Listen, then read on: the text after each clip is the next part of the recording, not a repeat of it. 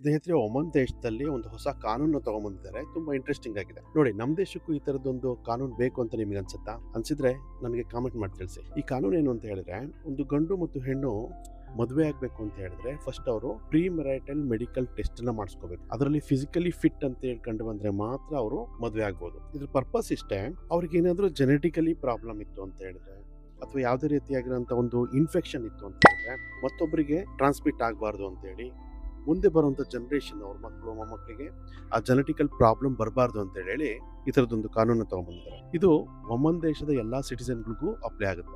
ಹೆಣ್ಣು Oman citizen ಆಗಿರ್ಬೋದು ಅಥವಾ ಗಂಡು ಒಮನ್ ಸಿಟಿಸನ್ ಆಗಿರ್ಬೋದು, ಇಬ್ಬರಲ್ಲಿ ಒಬ್ರು ಒಮನ್ ಸಿಟಿಸನ್ ಆಗಿದ್ರು ಸಹ ಈ ಒಂದು ಕಾನೂನು ಅಪ್ಲೈ ಆಗುತ್ತೆ. ಮತ್ತೆ ಮದುವೆ ಅವರು ಒಮನ್ ದೇಶದಲ್ಲೇ ಆಗ್ಬೋದು ಅಥವಾ ಬೇರೆ ಯಾವುದೇ ದೇಶದಲ್ಲೇ ಆಗ್ಬೋದು. ಅವ್ರು ಟೆಸ್ಟ್ ಮಾಡಿಸ್ಕೊಂಡೇ ಮದುವೆ ಆಗ್ಬೇಕು. ಈ ಕಾನೂನು ಅವರು ಪಾಲಿಸದೇ ಇದ್ರೆ ಅವರು ಶಿಕ್ಷೆಗೆ ಒಳಗಾಗಬೇಕಾಗುತ್ತೆ. ಇಂಪ್ರಿಸನ್ಮೆಂಟ್ ಇರ್ಬೋದು ಅಥವಾ ಫೈನ್ ಇರ್ಬೋದು, ಅವ್ರಿಗೆ ಶಿಕ್ಷೆ ಆಗುವಂತ ಚಾನ್ಸ್ ಇರುತ್ತೆ. ಅದೇ ನಮ್ಮ ದೇಶದಲ್ಲಿ ಈ ತರದ್ದು ಯಾವುದೇ ಒಂದು ಕಾನೂನು ಇಲ್ಲ ಇದುವರೆಗೂ. ಆದ್ರೂ ಸಹ ನಮ್ಮ ಮೆಡಿಕಲ್ ಪ್ರೊಫೆಷನಲ್ಸ್ ಯಾವಾಗ್ಲೂ ಸಜೆಸ್ಟ್ ಮಾಡ್ತಾರೆ, ಮದುವೆಗಿಂತ ಮುಂಚೆ ಇಬ್ರು ಟೆಸ್ಟ್ ನ ಮಾಡಿಸ್ಕೊಳ್ಳಿ. ಆ ಟೆಸ್ಟ್ ಅಲ್ಲಿ ಯಾವುದೇ ರೀತಿಯ ತೊಂದರೆ ಬಂದಿಲ್ಲ ಅಂದ್ರೆ ಮಾತ್ರ ನೀವು ಮದುವೆ ಆಗಿ ಅಂತ ಹೇಳಿ. ನಿಮ್ಗೆ ಏನ್ ಅನ್ಸುತ್ತೆ?